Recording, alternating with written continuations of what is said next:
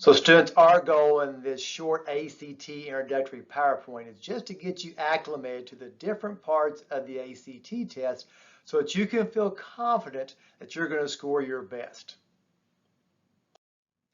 We need all 10th, 11th, and 12th graders to clear their schedule and make sure that they are here on Tuesday, October the 5th.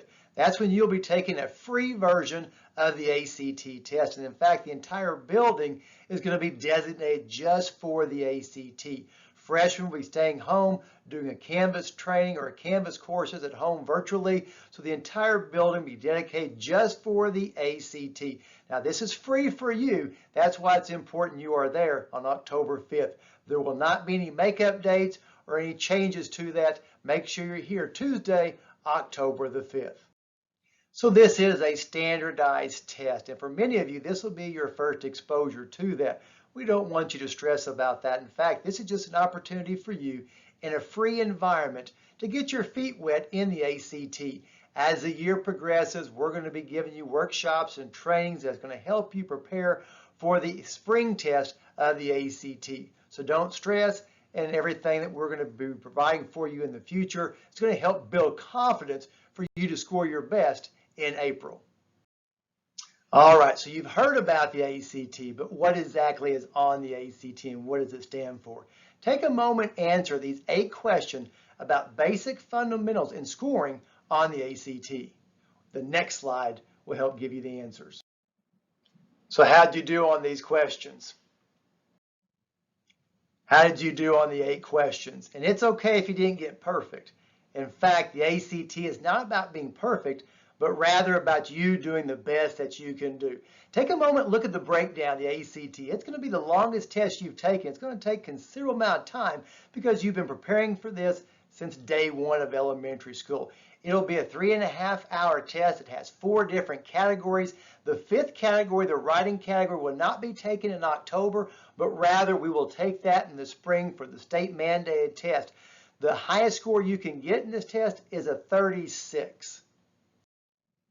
Students, take a moment and look at the different time frames for the test and the intervals for each of the 4 different categories that you'll be tested on. All these times are approximate. Our goal is to have everybody here just like a normal school day at 8:20 arriving to those designated classrooms. We have some administrative things that we need to take place, and we hope to have everybody starting the test at 9 o'clock. There will be a break in there. It is recommended for you to go ahead and get up, stretch your legs, go to the commons area, use the restroom, get something to eat, a snack, and then return back to your classroom appropriately so that the test can continue. Should any student be delayed, it's going to impact the entire classroom. So it's real important that you get out, stretch your legs, but return back from that break. I do want to let you know that following the test at approximately 12:30, our cafeteria crew is going to have a lunch. Before you take the test, your administrator is going to walk around and ask how many of you would like a lunch. That will give us a head count so we can have those lunches prepared. Now, you're not required to be on campus after the test. We just want you here to take the test. After that, you're at your leisure to go eat lunch wherever you choose, wherever parents are approval of that. In fact, parents can come pick you up at 12:30. Between 12:30 and 1, we should be done with all testing. So buses will not return until 3:05. So there's going to be about a 2.5-hour window if you're dependent upon a bus for you to eat and remain in the commons area unless you're going to go to your athletic classes or your athletic practices. So if you're dependent upon a ride, have that ride here about 12:30, and we should be able to be done with the test by then. 36 is the highest score you can make on any category of the ACT. But here is a state listed benchmarks that are suggested for you to attain on the different categories of the ACT. Notice in English, the score you should attain is at least an 18. In math and reading, at least a 22. And in science, at least a 23. So how does the benchmarks relate to you? Well, a benchmark is basically just an idea of how successful you will be in those introductory or freshman level courses in college. Doesn't mean you won't pass those college classes, but it gives us a pretty good percentage of how successful you will be in a college class in those core areas. Well, these benchmarks kind of scare me then. I know a 36 is the perfect score. Do I have to be perfect to reach these benchmarks? No, and in fact, if you look at this slide, it tells you how many questions you have to get correct to score on the ACT. At first sight, it looks a little bit scary. If we were to tell you that if you made a 56% in English and math, we probably wouldn't locate that as a success on your transcript or your report card, or 67% on reading and science. But that's exactly what the benchmarks are on the ACT. It doesn't measure perfect, doesn't measure how close to 100 you get, it's how close you get to those benchmarks. And look at, you can miss some questions and still find success. So if I look at it from the other angle, you mean I can miss 33 questions and still make my benchmark? That's exactly what we're talking about. So this should give you some confidence that it's not a test about being perfect, it's a test about doing your best. Question always arises, well, what if I don't plan on going to college, or I'm just not quite sure? Do I still have to take the ACT? Yes, you will take the ACT both in October and in the spring, the state mandated ACT. That will go on your transcript. But how does the benchmark relate to you? The ACT tests certain fundamentals that you'll need to apply no matter what industry or career that you decide to go into. Things that you can apply on a daily basis with any job or career. Reading skills, critical thinking skills, and the ability to be able to show up for work every day and to do your best. A common mistake a lot of students do is they do not answer every single question. In fact, they leave them blank, feeling like a wrong answer is going to be a deduction on their score. And that's exactly the opposite of what you should do. You should answer every single question because there is no penalty or deduction for questions missed. There's just points for questions that you get correct. So if you can eliminate some wrong answers on your answer choices, do so because it increases the chances of you getting that one correct. Also, avoid wavering too long on any one question. Time is of the essence. Answer it and move on. If time prevails, you can always go back and revisit any question. Take a chance, take a chance, take a chance. In the 70s and 80s, the Australian band ABBA came out with a song entitled Take a Chance, and that's exactly what you should do on the ACT. Never leave any question blank, but rather take a chance. And one good method for you to introduce is the answer spot method. And to explain this is that the ACT tries to proportion A's, a certain amount of B's, a certain amount of D's, and a certain amount of E's throughout the ACT. So if you have to guess, I would rather you choose a certain letter in the alphabet and answer that every single time.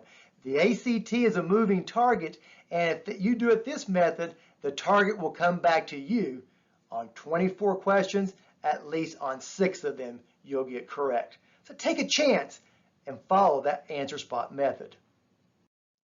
Well, the ACT website has lots of tools and skills for you guys to visit. In fact, one of them is to look at the scoring range that you have achieved or that you would like to achieve. And it's going to give you some details of some of the things that you should expect to see on the ACT. We're going to use reading here to examine some of the skills that you'll need to get through those different scoring ranges from 1 through 12 to 20 through 23. It goes all the way through 36, but I want us to focus on that target benchmark of 20 through 23. So the next couple of slides are going to showcase some of those details and ideas that you should have mastery of, or at least a pretty good understanding of, on the ACT. Notice we've highlighted or circled the 20 through 23 range for you guys to look at. The next couple of slides are going to show you some of the different skills that you should be able to apply on the ACT to score a 20 through a 23. Here's a continuation of some of those ideas and details you'll need to see on the benchmark of 20 through 23. Take a second to browse through them. Once again, this is a continuation slide. The first category on the ACT is always going to be English. 45 minutes to complete 75 questions, heavily laden with grammar, sentence structure, and basic fundamentals that you guys have learned from elementary school. Your English teachers have done a good job of building bell ringer questions for you. They're designed just to focus on ACT skills, as well as the IXL has the ability for you to examine and practice some of those skills. Take a moment, look at the different test tips that the ACT recommends on the English portion. Here are some samples of what ACT style questions will look like on test date. Notice the instructions. One of the things I always recommend is reading the instructions for the ACT in advance. That way, when it's test time, you can dive right into the answers and questions. Also want you to look at question number 1. It says, choose the best answer. Notice down here where it says number 1, and it's underlined, Gardner, he still is. What that number 1 correlates to is that relates to question number 1. So when you see those numbers, those relate to the questions that you will have to answer about those items. Here's some more examples for the ACT. Notice on question number 4, it asks you if there is any change. If there is no change, it'll always be the first option choice. Now, I'm not saying that's a correct answer because question number 4 goes up and addresses having tried and failed. How did the father want his son to share his avid interest in gardening? Take a moment and see if you can answer that question correctly. Now, these samples and others can be found on the ACT website. I highly recommend you logging in and visiting the ACT website. Look at all the different resources they have for you, much more than just sample questions. Here are some general English information for you, heavily laden in grammar. And notice that 45 minutes to complete 75 questions gives you about a time frame of 36 seconds per question. So don't wrestle with any question too long.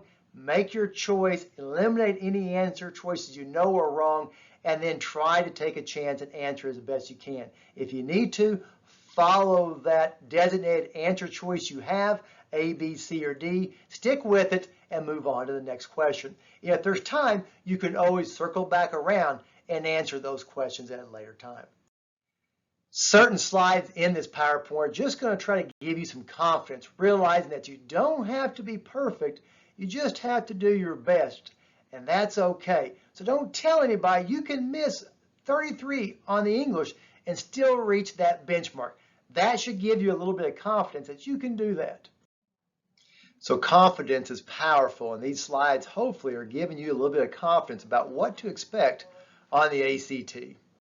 The second category is always going to be math. And look, there's 60 questions in about 60 minutes. So you've got about 60 seconds to answer each of those questions. And they will get harder as the test progresses. Take a moment and read through the different test tips that AC has provided on their website. Success on the math test looks like 56%. That's 34 out of 60. You can reach those stars. Now, having a reliable calculator is going to be important on the ACT test. The school will not provide calculators for you, so you must bring that.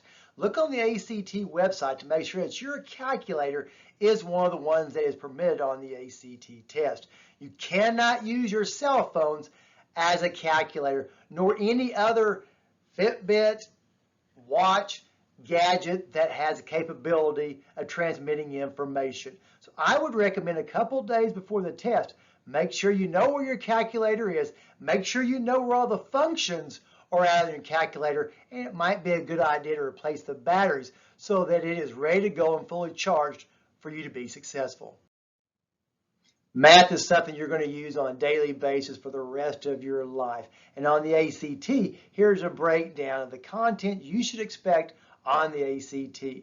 Now realize for some of you, you have not gotten through certain portions of algebra, nor have you even visited trigonometry. You may not ever get to trigonometry. So realize when you encounter those questions, that's that answer choice you've already got designated as your guessed answer. Stick with that. If it's all A's, mark all A's on that trigonometry. If it's all B, mark all B's. This will give you the best chance of scoring successfully on the ACT. As always, the content that you've been exposed to in your math classes, if you can eliminate certain answer choices, that will give you a better percentage of scoring correctly. So here are some questions on the math portion of the ACT, taken straight from the ACT website.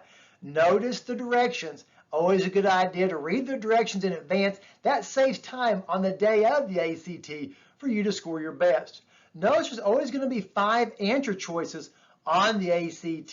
So it gives you one more component to wrestle with, but that's okay. You've been prepared. You've done those bell ringer questions. You've focused on IXL. You've got this. More examples from the math portion of the ACT test. Hey, students, when you're in class and the teachers are going through certain type of strategies or certain types of formulas, and you're not for sure exactly how to apply that, raise your hand and ask. Asking for help will give you the best chance of being successful when you have to apply that on the ACT. So don't just sit there and be confused. Raise your hands, send your teacher an email, do whatever you need to do so that you've crossed those bridges of success. Notice on these samples of the math test, there are graphs and charts and also word questions for you to go through. Here are some additional math strategies, and your math teacher will be focusing on these and giving you more in-depth strategies as the year progresses. And the third portion of the ACT is going to be the reading portion. Now, this is the one that's going to require you to read certain type of passages and short stories. You've been reading your entire life. Practice, continue to practice on a daily basis about reading, and those skills will allow you to score successfully on the reading portion of the ACT. Take a moment and read through the testing tips on the ACT website about reading. Okay, so the reading portion of the ACT consists of 4 different reading passages. Well, in fact, actually 5, because one of these chosen reading passages will be split and they'll have 2 different narratives inside of there. But the 4 different categories of choices for the passage are narrative or prose fiction, short stories and novels and memories and personal essays, the social sciences that deal with anthropology, archaeology, business, economics, education, geography, history, political science, psychology, and sociology, the humanities, which deal with architecture and art and ethics and films, television and philosophy and literary sources, and the last, natural sciences, which deal with the different astronomy, biology, chemistry, natural history, microbiology, and all those cool things that deal with microscopes. So you have 4 different passages, and the unique thing about these reading passages is that they're going to require you to be somewhat active, to be looking as an investigator, trying to find out key sources, times and dates, but also key narratives from those things. So it's more of an active reading, to be looking at and be able to extract certain information. Time is of importance, so we're going to want you to make sure you read that question and go back and investigate and see if you can diagnose where in those passages that question is referring to. Also, you can take any of these things in the order that you choose. So if you have an interest in the humanities or in science, you can start with those reading passages first to make sure that you knock those out of the ballpark before you get to the other ones, okay? And there are some bits and pieces of tips that we'll be talking to you guys about in your individual sections later on about how to look for specific lines for those various questions. So the reading passages are very important. Focus on reading for content and do your best. All of your classes have been given the initiative this year of trying to focus on literacy. So no matter what content area, what subject you are, you may see certain type of individual reading for that discipline.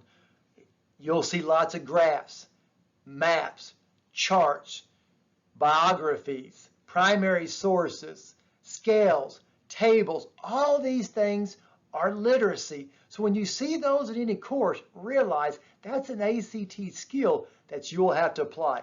And it's an easy skill that you can apply and do well.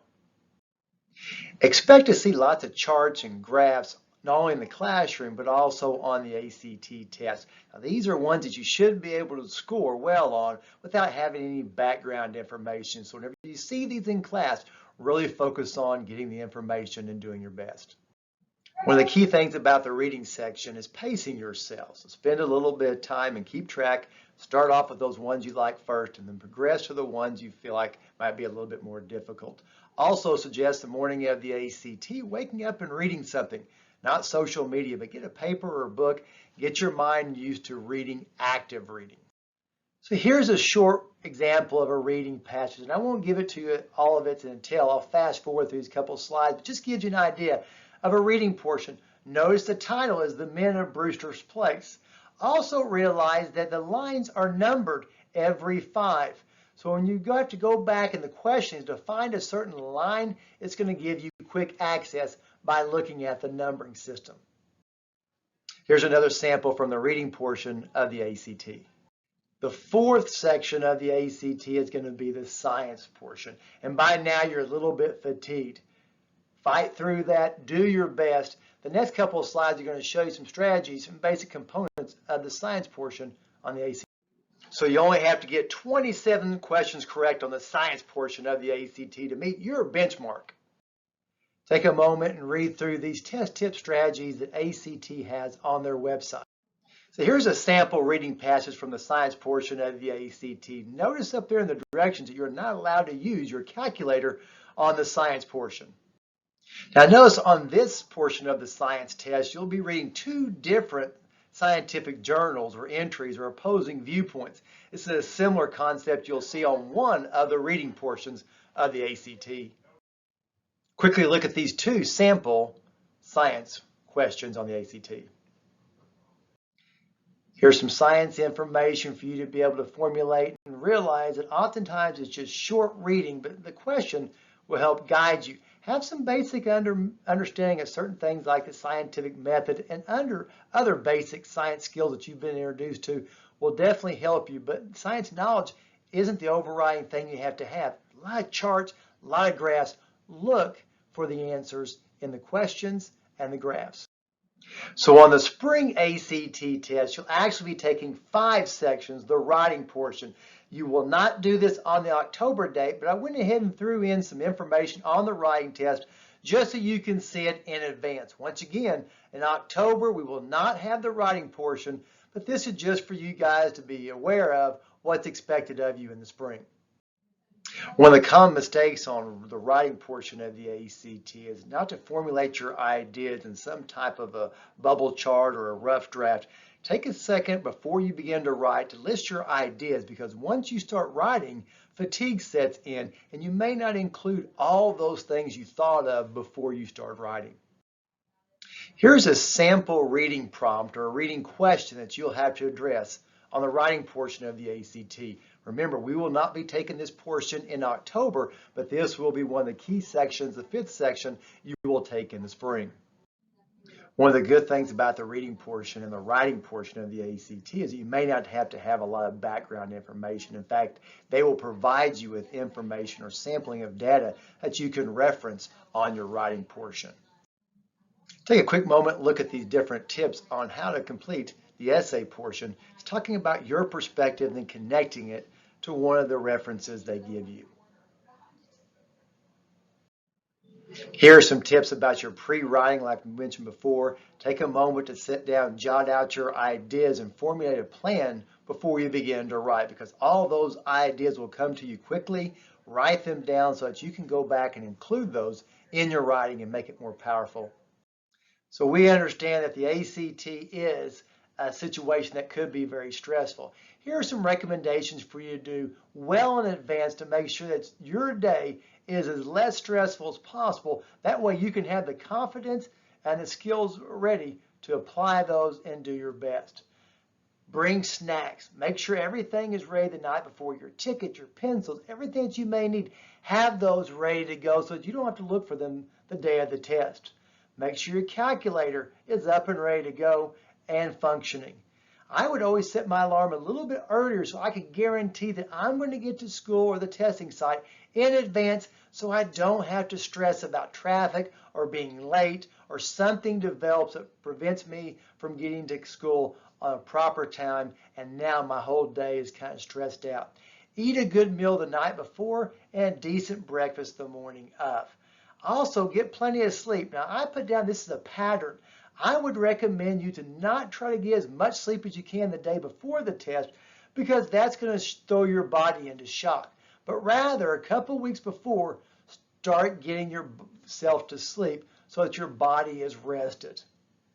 Also, because the different classrooms may be different temperatures, dress in layers so that you can add clothing or remove a layer to be comfortable during the test. We always recommend to get up and get moving the day of the test. Read something short. I would always read cartoons or the newspaper just to get my mind acclimated. Also, I would avoid any stressful things like social media. That just gets your mind going in many different directions. This day is all about you. Don't worry about anything else but yourself. As we give you strategies and tips for the next couple of months, realize that there is no one golden thing that's going to make you score a perfect score. This has been an ongoing process. Rome wasn't built in a day, but rather it was laid by certain bricks one after another. Since the first day at school for your elementary year, you've been putting together some bricks of knowledge. We will continue to add those all the way up into the spring testing window. Another common mistake is to try to compare yourself to somebody else, whether it be a brother or sister, a parent or a close friend who's already taken the ACT. Every flower is unique. You be your best and do your best, and you will bloom beautifully. So here are some things that teachers should be implementing in your classroom. So you should see these on a consistent basis. And each of these are aimed at giving you confidence on the ACT test. Literacy, being able to read for yourself and comprehend what you're reading, is one of the main initiatives this year. Asking our teachers to ask very difficult questions, higher order thinking questions, is going to take you a couple of moments to pause, to formulate an answer. So expect higher level questions and depth of knowledge questions, both in your classrooms and on your classroom assessments. You'll start seeing more ACT style questions and graphs and charts and formatting on your quizzes, unit assessments, and tests going here forward. Also, you may be seeing some time strategies. Because the ACT is based on a time module, you may start seeing teachers implement those periodically just to give you a little bit of practice about formulating your answers and answer those on a pace that's somewhat relative to the ACT. All these things on a consistent basis will help increase your confidence, which hopefully will decrease your stress and increase those ACT scores.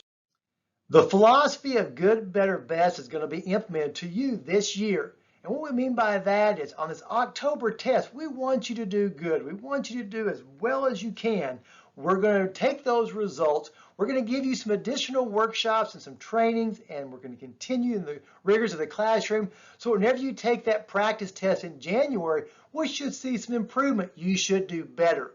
We'll take those results, continue to build workshops and strategies in the classroom so that when we come to the spring ACT test for the state, you'll hopefully do your best.